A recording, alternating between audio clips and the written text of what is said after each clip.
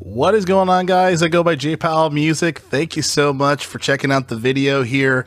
I am the host of the 440 Guitar Podcast, co-host of the Gamers for Life Podcast, the Music Buds. I do a lot. What can I say?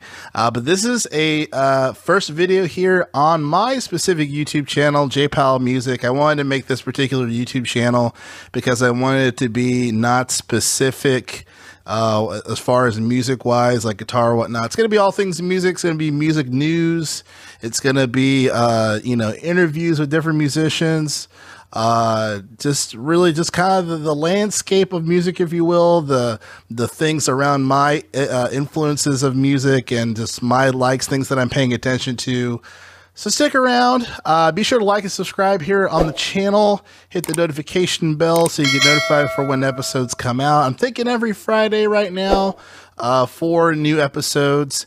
And it'll just be different topics. It'll be album reviews. It'll be just my thoughts on different things going on. So I'll talk about today's topic, which I wanted to talk about artists selling their publishing. So I know this isn't necessarily a super exciting topic, but it's very interesting.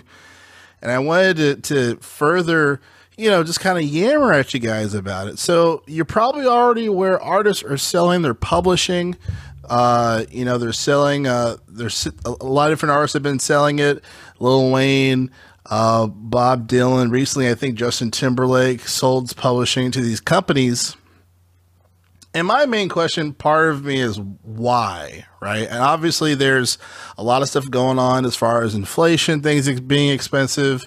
And then another side of the spectrum too is just, knowing the music industry, they have a hold on you as far as for just different parameters and whatnot, restrictions, if you will. And they're just getting more money as well. So some people are just selling their publishing to get some more money to put into different business ventures and whatnot.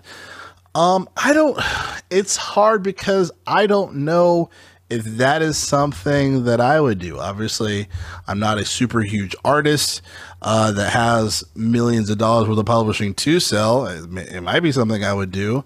But my main question on this topic is this something that the music industry expected artists to do for more control, right? There is obviously a history of the music industry controlling artists, keeping artists within, hiding them from information. It used to be something as simple as, contract basis, in perpetuity of rights, or low balling of payments, things like that. A bunch of artists have gone through this time and time again. But now there's an evolvement, right? Obviously, there's the streaming game. So artists have a connection to the streaming game and, paying artists, the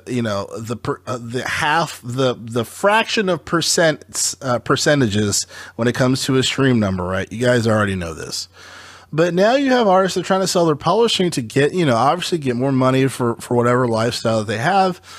But is this really the right thing to do? If we want, usually, we want to speak to ownership, right? So ownership has been a big conversation, owning your masters, things like that. But what the contrary to that is there needs to be value within those things. If there's no value around your masters or value around those things, then besides artistic value or personal value, when it comes to a monetary basis, what does it matter besides you wanting it to matter? So it's an interesting thing, right?